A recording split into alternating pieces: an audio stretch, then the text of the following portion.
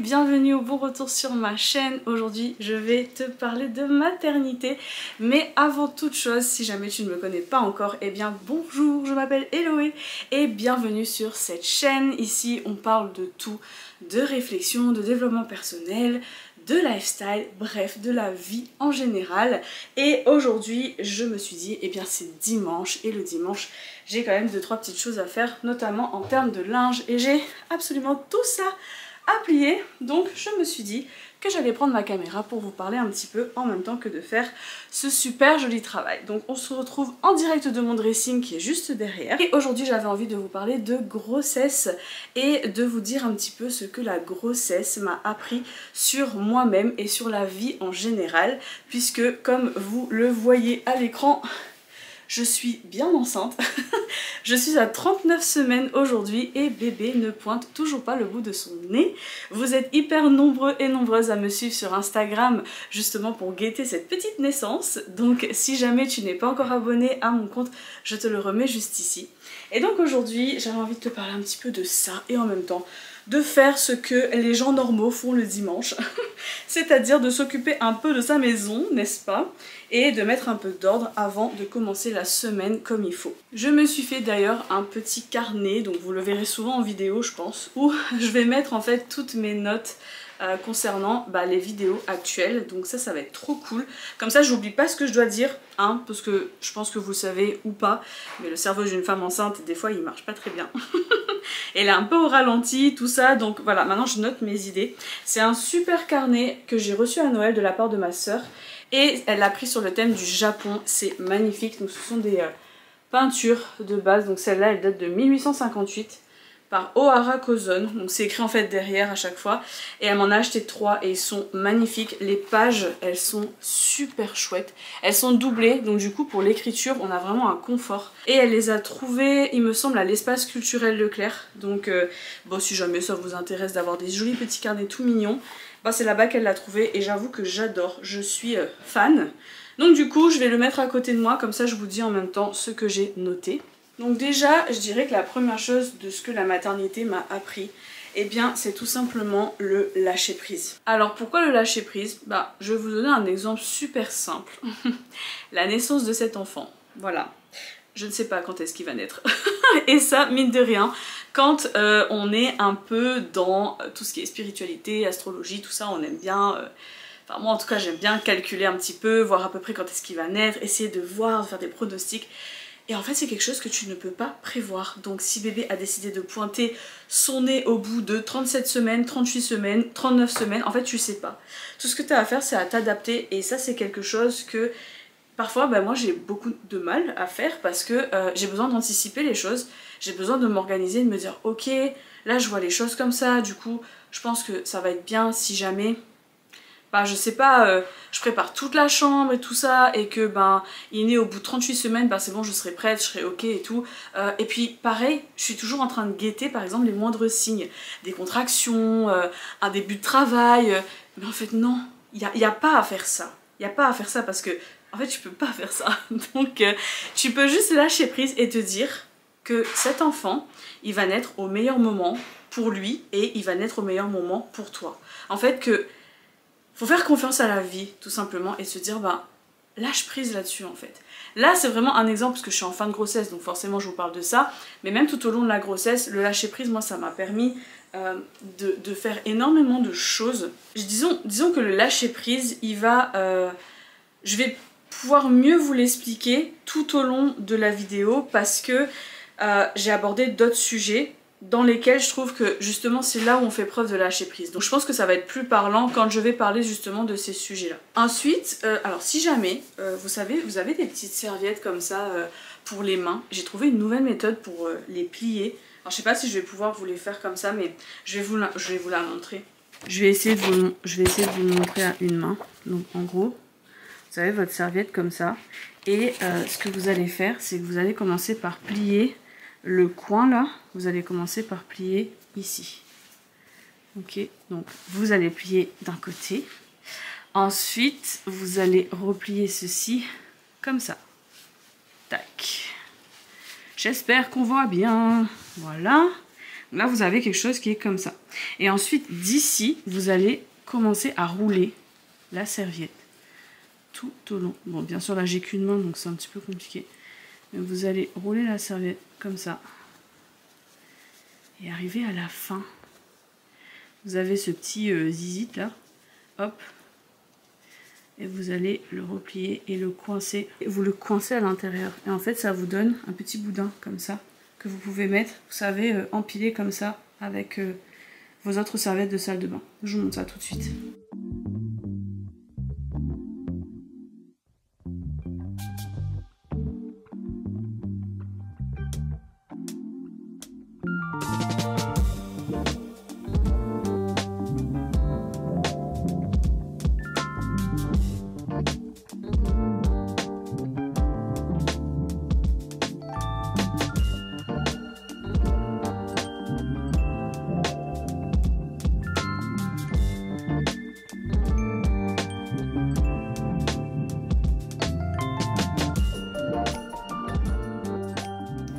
Regardez ce qu'on a récolté dans le jardin. Bon, là, ça fait 2-3 jours qu'elles sont là. Hein. Donc, il y a les petits moucherons. Hein. La vie sur une île, bien sûr.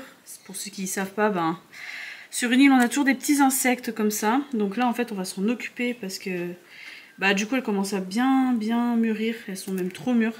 Je pense que je vais en faire des bananes à bread et je vais en faire aussi de la confiture parce que là, vraiment, il y en a beaucoup trop. Alors, elles ont l'air vertes comme ça. Mais en fait, ce sont des bananes qui ne jaunissent pas. Donc en fait, ça c'est leur max. Là en fait, elles sont déjà trop mûres. Et je pense que c'est parce que ça vient du jardin aussi, de nos petits bananiers qu'on a derrière. Je vais vous montrer ça. Donc on a quelques petits bananiers à l'arrière de notre maison comme ça. Et du coup, bah, c'est eux en fait qui nous fournissent en bananes. Du coup, on est trop contents, c'est trop cool.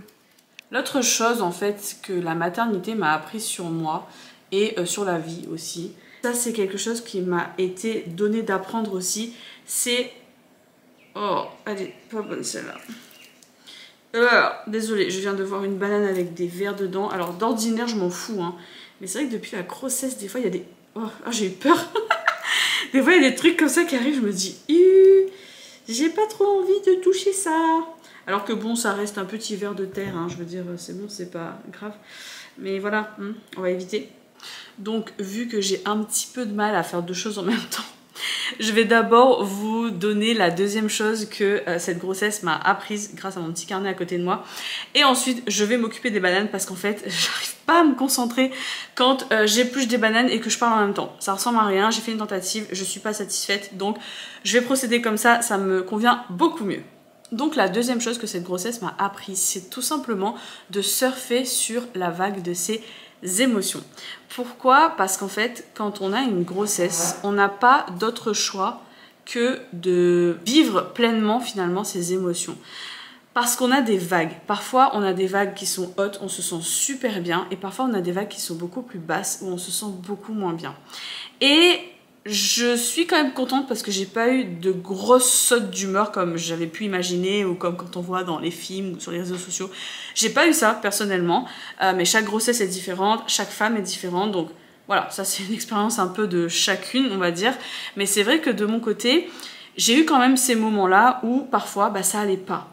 Et j'ai été contente d'expérimenter ça parce que finalement je sais que ça va me servir aussi dans la vraie vie. Au sens où quand j'avais des émotions basses, eh bien, je plongeais dans ces émotions et je les vivais pleinement, en fait, je les ressentais pleinement et je me disais, ok, t'as le droit en fait, c'est pas grave, t'as le droit de plonger un coup, d'analyser tout ça, de souffler un peu et puis hop, derrière, allez, maintenant ça va, j'ai évacué tout ce que j'avais évacué, si c'était par les pleurs, les cris, l'écriture, le dessin, enfin peu importe, t'exprimes en fait finalement tes émotions et après, ben, tu reprends du poil de la bête et hop, tu reviens et t'es à nouveau bien en fait finalement. Donc ça c'est quand même cool, mais c'est vrai que sur le moment ça fait un peu bizarre parce que je suis quelqu'un qui, voilà, quand j'ai des émotions basses, bien sûr que je les vis, mais je vais vite passer à autre chose. Je vais me dire, ok, pourquoi t'as ces émotions? Ah parce que si, parce que ça, parce que ça. Et en fait là, t'es comme un peu sous l'emprise peut-être des hormones et en fait t'es obligé à un moment de plonger dans le fort en fait des émotions. Et c'est vachement cool et je pense que ça dans ma vie, je vais pouvoir le refaire en fait, me le réapproprier et de me dire ok ben quand ça va vraiment pas, bah c'est pas grave. En fait, c'est vraiment de relativiser. Et parfois, je relativisais pas, je me disais ouais, quand il y a un problème, faut que j'arrive à résoudre le problème, etc. En fait, non, des fois, il n'y a pas de problème, c'est juste que bah, t'as des émotions et puis c'est tout. Et en fait, t'as juste à accepter ça. Pour la troisième chose que cette grossesse m'a appris, je vais d'abord m'occuper des bananes, je vais aller les éplucher et les préparer pour en faire des banana bread et pour en faire de la confiture. On adore la confiture. Et je vous retrouve juste après pour la quatrième chose que cette grossesse m'a apprise.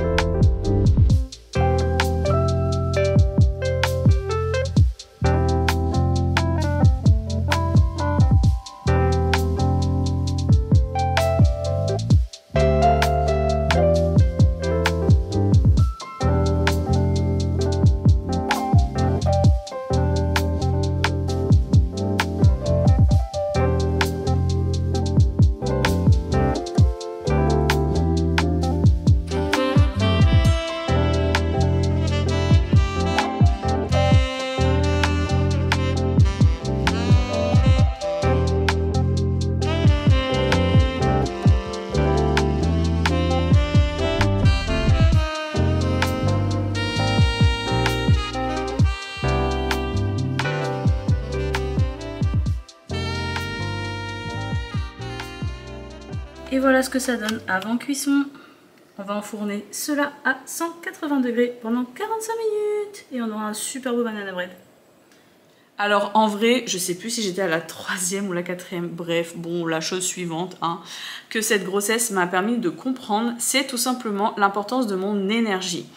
On dit souvent que les bébés dans le ventre ressentent tout ce que la maman traverse comme émotion, etc. Et au début, je me rappelle avoir été hyper stressée par ça.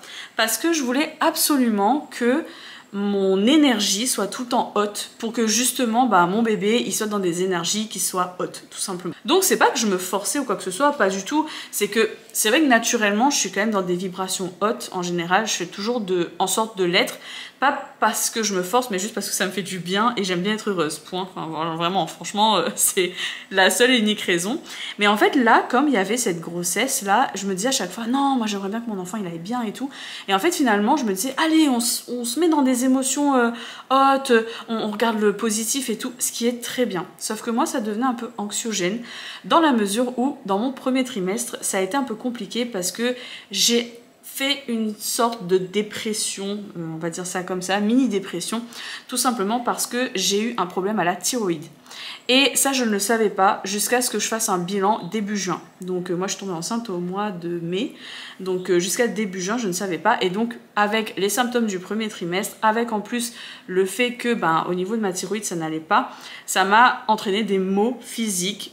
Et du coup, ça a impacté aussi mon mental, mais sans le savoir. Donc, j'étais pas bien, l'alimentation, c'était compliqué, avec les nausées, etc. Et finalement, ce qui s'est passé, c'est que je me disais, non, je vais être dans des énergies hautes et tout, je veux que mon bébé, il se sente bien. Et en fait, ça m'a stressée. Et c'est là où j'ai compris et je me suis dit, mais en fait, non. T'as pas à te dire, en fait, ouais, soit dans des énergies hautes, soit dans des hautes vibrations. Non, ça doit venir tout seul. En fait, si t'as envie d'être bien, t'es bien, mais si à un moment donné t'es pas bien, t'es pas bien. Et ça rejoint un petit peu ce que je vous disais tout à l'heure sur le fait de surfer un petit peu sur la vague de ses émotions, c'est un peu pareil. Finalement, quand t'as des phases où ça va, ça va. Quand t'as des phases où ça va pas, en fait c'est pas grave. Il faut vraiment réussir à se le dire en fait ça. Parce que quand on n'arrive pas à se le dire, c'est là où finalement on fait une fixette là-dessus, et ça a été mon cas en tout cas. J'ai fait un peu une fixette en mode non, je veux absolument mon bébé il aille bien, mais en fait ton bébé il va bien, voilà, genre déstress là-dessus. J'ai vraiment appris à faire ça, à me dire mais déstress là-dessus en fait, parce que ton bébé il va bien. C'est pas parce que t'as des émotions négatives de temps en temps, parce que tu te sens mal ou quoi, ou parce que t'en as marre, t'es pas bien, t'es fatigué, t'as des nausées, j'en sais rien, en fait t'as le droit, et juste c'est pas parce que t'as ça que ton bébé va pas être bien. Et ça, c'est quelque chose finalement que j'ai appris à mes dépens, parce qu'au début, j'étais pas du tout comme ça. Et je voulais tellement que ce bébé ait une belle grossesse, et moi aussi, que j'ai une belle grossesse et tout, que finalement, ça m'a un peu stressée et ça m'a pas servi du tout. Donc, j'ai appris à faire ça, mais j'ai aussi appris à me dire que l'énergie en fait que tu as au quotidien, je le savais déjà, mais elle est vraiment vraiment importante, et que quand ça va pas, faut pas non plus tomber dans l'extrême et se laisser complètement aller et puis finalement finir dans une dépression énorme et plus savoir quoi faire. Non, la preuve, je suis allée faire des bilans parce qu'à un moment ça n'allait pas et j'ai bien fait de faire ce bilan, sinon on n'aurait jamais deviné que ma thyroïde elle avait un problème, donc j'aurais pas pu être sous traitement et donc ça aurait pas ça se serait pas amélioré finalement. Donc il y a une importance capitale quand même à s'écouter et à se dire ok, là ça va vraiment pas, je veux bien que mon énergie soit basse de temps en temps, mais par contre faut pas non plus que ça devienne trop récurrent en fait d'avoir cette énergie basse. Donc il y a un juste milieu à avoir, et c'est pour ça que je me suis rendu compte que mon énergie était aussi importante et que ça fait du bien au bébé d'être dans des énergies hautes, certes, mais en fait ça te fait surtout du bien à toi. Et c'est tellement important de prendre soin de son énergie et de se dire j'ai envie de me sentir bien, j'ai envie de cultiver en fait des énergies haute, d'amour, de gratitude, de joie. Et comment est-ce que je peux faire ça? C'est des choses simples, hein. C'est vraiment, moi, par exemple, j'aimais bien prendre des douches chaudes. Moi, ça me faisait du bien. J'aimais bien me poser avec un livre emprunté à la bibliothèque. Et j'allais prendre mon livre à la bibliothèque, je me posais dans le canapé et je lisais. Je faisais mes vidéos, c'est pareil, c'est un moment où j'apprécie, hop, ça me revigorait en énergie et hop, je montais dans les énergies hautes. Donc, c'est vraiment un juste milieu à avoir. Finalement, c'est un équilibre, je trouve, hein, entre s'autoriser à être dans des émotions basses de temps en temps et considérer quand même l'importance d'être dans des émotions hautes et une énergie haute, parce que ça te fait du bien à toi et donc ça fait du bien à ton bébé. C'est plutôt comme ça qu'il faudrait réfléchir, plutôt que de se dire non, je veux me concentrer sur mon bébé pour qu'il aille bien et donc il faut que je me sente bien. Non, je pense que c'est pas trop dans ce sens qu'il faudrait faire, et c'est plutôt dans l'autre sens. En tout cas, c'est la leçon que moi j'ai retirée, on va dire, de cette expérience. Et bien sûr, encore une fois, chacune est différente, donc voilà, moi je serais au contraire ravie d'avoir vos retours là-dessus. Comment vous avez vécu ça en fait, pour les mamans qui me suivent? Comment est-ce que vous avez, je sais pas, vécu ces émotions-là, les sautes d'humeur, le manque d'énergie, le trop plein d'énergie, vraiment surfer sur cette vague-là? Dites-moi ça dans les commentaires et je me ferai un plaisir de vous lire. Mais en tout cas, voilà, moi c'est ce que j'en retire en tout cas de cette expérience.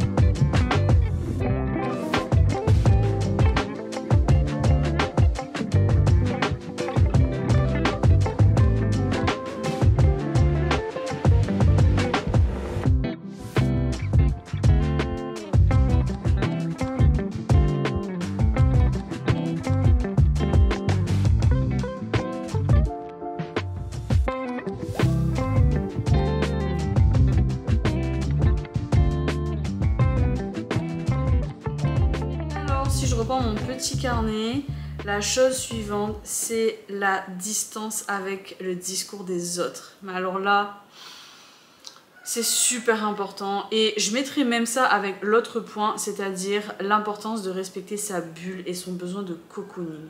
Vraiment. Je dirais que la distance avec le discours des autres, c'est super important quand tu veux vivre une grossesse sereine. Souvent, il y a beaucoup de personnes en fait qui vont venir te voir et te dire ouais, tu sais, pour moi ça s'est passé comme ça. Ouais, attends, tu verras quand tu auras ça. Ouais, mais attends, meuf, t'es pas prête, hein, parce que quand tu vas vivre ci et ça et ça.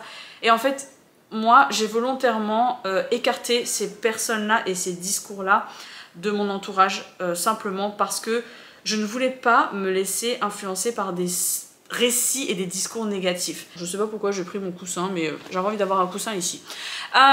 C'est vrai que heureusement, pour ma part, j'ai pas eu beaucoup de personnes qui étaient comme ça dans mon entourage. C'est-à-dire qui te dégoûtent un peu finalement de l'accouchement déjà et de la maternité en général. Par exemple, les personnes qui te disent quand tu vas leur dire ouais bah écoute là c'est un peu compliqué avec ma grossesse, bah j'ai ci, j'ai ça, j'ai tel mot physique, etc. Bah finalement elles vont te dire ah ouais tu te plains pour ça mais t'es pas prête en fait hein, parce qu'après y a les nuits de bébé et tout, faut gérer et tout.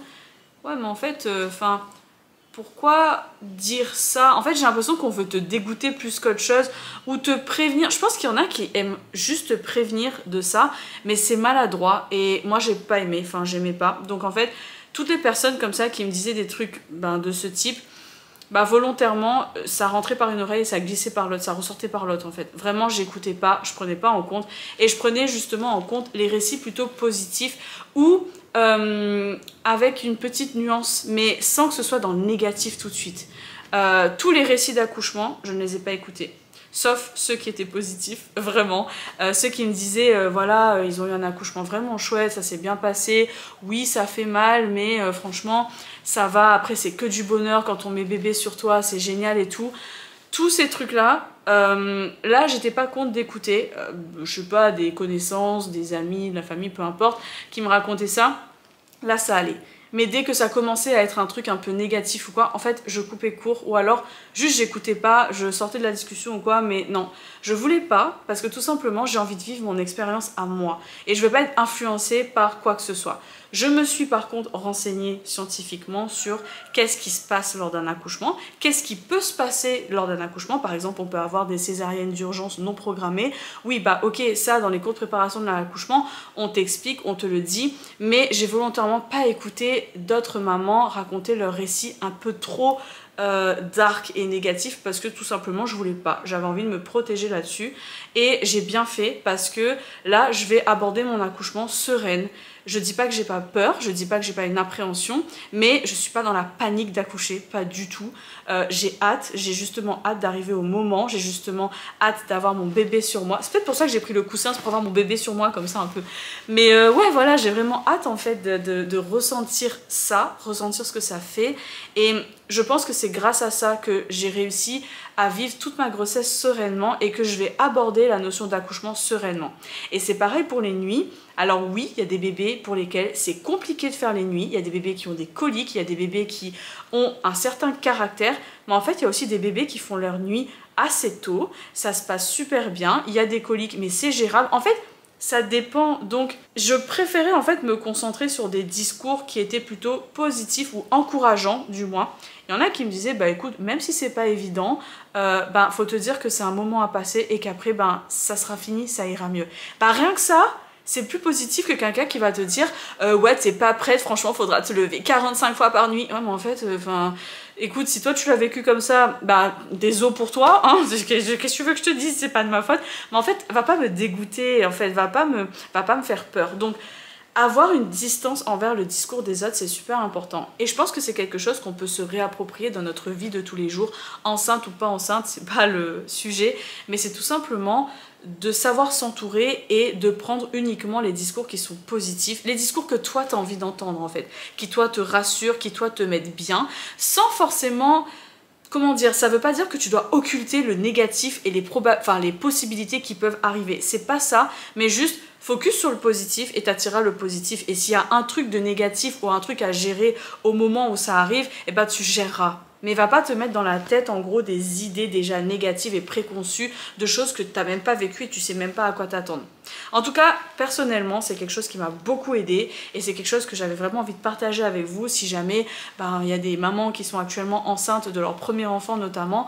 Voilà, c'est quelque chose qui m'a énormément aidée et c'est quelque chose que j'ai vraiment envie de me réapproprier encore plus dans ma vie parce qu'il y a des personnes, clairement, qui, selon moi, je préfère m'éloigner d'elles parce qu'elles sont pas fréquentables ou peu fréquentables de par leur discours. C'est un peu comme quand on vous parle de discours négatifs, de dialogue négatif, quand vous entendez des gens parler autour de vous, c'est exactement la même chose. Et finalement, c'est se protéger en fait. C'est tout simplement se protéger et vivre notre vie comme on a envie de la vivre, avoir en fait les pensées qu'on a envie en fait d'entretenir. Et c'est super important je trouve pour notre équilibre mental et donc notre équilibre physique aussi finalement. Donc ouais, c'est quelque chose que j'ai vachement aimé expérimenter et dont je me suis vraiment rendu compte. Et ça rejoint un petit peu ce que je disais sur l'importance de créer sa bulle et son cocon. Tout simplement parce que parfois, bah, quand on est trop sollicité par le discours des autres, par des choses qu'on a vues aussi sur les réseaux sociaux, parce que l'algorithme là, il te piste le petit gars là, tu vois, il te dit hey, tu regardes des vidéos un peu genre des reels autour de la grossesse, tu cherches un peu sur internet des trucs sur la grossesse, l'accouchement, tout ça, ah ben attends, je vais t'envoyer des trucs. Et en fait, il t'envoie des vidéos, on lit des posts, etc. Et que parfois en fait on en a juste marre et juste il faut savoir couper et de se dire non, là stop, parce que finalement ça rentre quand même dans ta tête et ça entretient certaines pensées et certains types de pensées sont pas forcément bons pour toi. Et c'est ce que j'avais remarqué, donc je me coupais des réseaux sociaux et je me mettais dans ma bulle, j'écoutais de la musique, je regardais un film, j'étais avec mon mari, bref, je me faisais vraiment mes trucs à moi sans écouter ou laisser en fait pareil trop d'informations arriver aussi dans mon cerveau en mode même des vidéos qui parfois font rire et tout, mais bon, des fois tu satures quoi, t'as juste envie d'être avec toi-même et de ressentir les choses par toi-même, pas que les gens te disent des choses, juste c'est toi qui ressens les choses et si tu as besoin de solitude à un moment donné, tu t'isoles dans ta bulle et ça fait du bien. Du coup, pour parler d'autre chose, on a aussi aménagé la chambre de bébé et on avait réaménagé notre chambre il y a quelques temps. Pareil, je vous avais enregistré ça et je me suis rendu compte que quand j'ai regardé ma caméra, j'ai retrouvé les rushs et j'étais trop contente parce que je me suis dit mais oh, j'ai pas partagé. Donc je vous mets à nouveau quelques clichés de quand on a aménagé la chambre et surtout on a fait la chambre de notre bébé. On a choisi un thème qui peut s'apparenter à une fille ou un garçon puisque bien évidemment comme vous le savez nous n'avons pas dit le sexe de notre bébé. On attend la naissance pour la surprise, mais en tout cas on a pris un thème un peu sympa avec des couleurs parce que voilà, c'est quand même lumineux chez nous et puis on vit sur une île et tout, donc on a pris un petit thème que je vous laisse découvrir tout de suite. Et j'ai acheté pas mal de boîtes de rangement pour justement organiser le meuble à langer, etc. Et je suis super contente. Et puis après ces rushs, je vous montrerai le résultat de la chambre de bébé comme c'est actuellement, parce que bon on n'a pas encore tout installé puisque j'ai un chat qui adore squatter tout ce qui est berceau, transat, cododo, donc j'étais obligée de tout protéger au moins jusqu'à l'arrivée de bébé parce que je ne suis pas immunisée de toxo. Mais voilà, du coup j'ai pris mes précautions. Du coup on va aller faire ça tout de suite ensemble et je vous montre le résultat. Et voilà le résultat pour la chambre de bébé, on est trop contents. Bon on a fait quelque chose de très simple parce que j'avais pas envie de repeindre les murs tout simplement. Donc ce qu'on a fait c'est qu'on a collé des petits stickers comme ça un peu partout sur le thème de la jungle, du safari, voilà. Donc en fait derrière c'est une petite fresque avec des animaux trop choux, on est trop contents. Et ça c'est une guirlande que j'avais déjà, que j'ai récupérée, elle s'allume, donc on l'a réutilisée pour la chambre. Et du coup ça se présente comme ça. Et de ce côté là on a le reste de stickers. Et puis ici j'ai mis un mètre, vous savez les trucs qui permettent de mesurer là, voilà, avec des petits animaux de la mer, voilà, puisque c'est celui qui nous plaisait le plus. Donc voilà, et ici donc pour l'instant bien sûr les meubles ils sont pas avec leur configuration optimale on va dire, mais on a pour l'instant mis tout ce qui est cape de bain, peignoir, etc. que j'ai déjà récupéré et que j'ai acheté. Ici on a le meuble table à langer d'angle, c'est trop bien parce que du coup on fait un gain de place là comme ça, il n'y a pas de débord et c'est ça qu'on aimait bien. Bon évidemment j'ai pas encore mis le tapis pour le matelas allongé, enfin je sais pas comment on appelle ça là, bref, tout simplement parce que j'attends que bébé arrive, voilà. On a collé aussi toutes les petites herbes tout autour et c'est vachement pratique parce que les contenants que vous avez vus avant, pour le moment j'ai rangé comme ça, mais pareil c'est pas le rangement définitif, mais c'est génial parce qu'on a un côté avec des étagères et un côté où c'est fermé et où j'ai commencé à mettre des couches, des petits trucs, des machins. Et ce que vous voyez là, c'est ma valise et mon sac de maternité qui sont prêts et opérationnels. D'ailleurs, si ça vous intéresse que je vous fasse une vidéo sur qu'est-ce que j'ai mis à l'intérieur de ma valise de maternité, n'hésitez pas à me le dire. Je vous ferai une petite vidéo là-dessus. Là, on a mis le berceau avec le moustiquaire ou la moustiquaire. Je sais jamais si on dit un ou une moustiquaire. Bref, vous me direz. Mais bon, pour le moment, bien sûr, j'ai mis des tours de lit. Mais c'est juste pour la déco dans le sens où il paraît qu'il faut pas mettre de tours de lit. Alors ça, c'est pareil. Je ne sais pas si c'est vrai, si c'est pas vrai. J'ai mis des doudous, c'est pareil, c'est pour la déco. Et le mobile, mais tout ça après, quand je mettrai vraiment le lit de bébé en place, ça va virer évidemment. Il n'y aura que le matelas. Ça, c'est le truc du transat. Transat qui est ici à l'envers. Alors, je vous explique pourquoi. Parce que j'ai le chat, donc en fait ici on a le cododo qui va pas rester là, qui va aller dans notre chambre. Et ici je mettrai à la place la baignoire pour le moment, le temps de qu'on s'en serve tout simplement.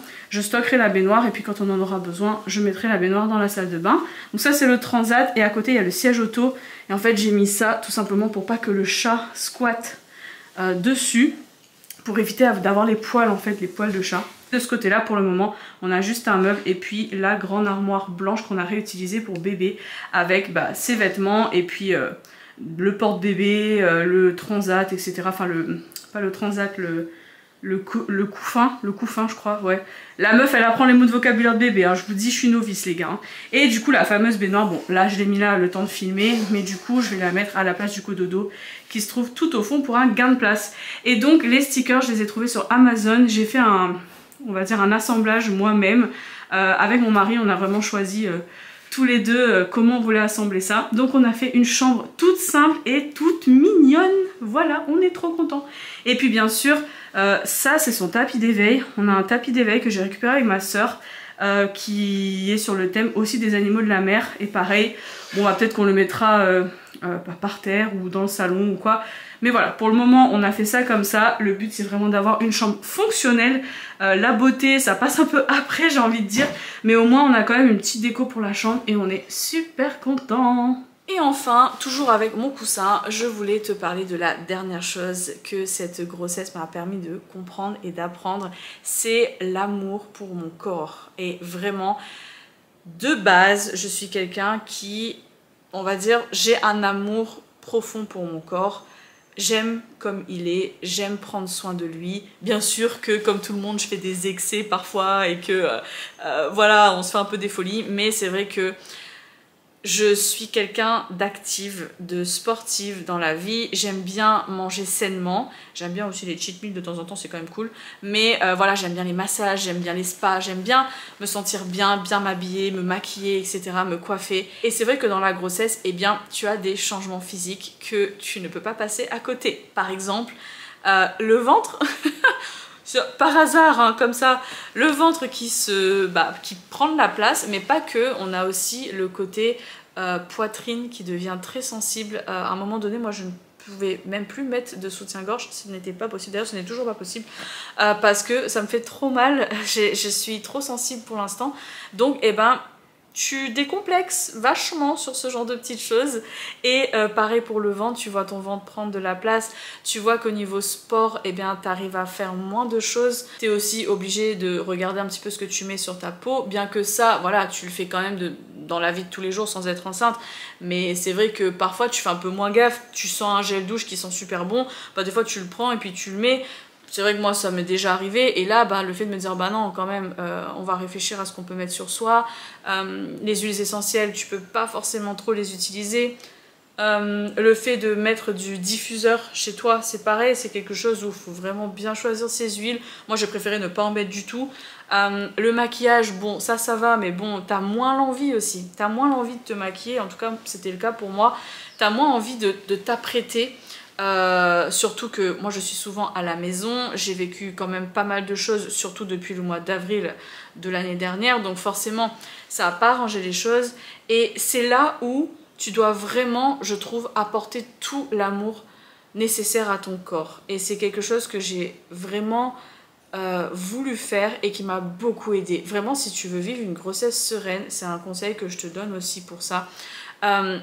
C'est tout simplement de donner de l'amour à ton corps autrement, de le remercier. En fait, moi, je le remercie tout le temps de la prouesse en fait qu'il est en train de réaliser. Il est quand même en train de créer un petit être humain en moi.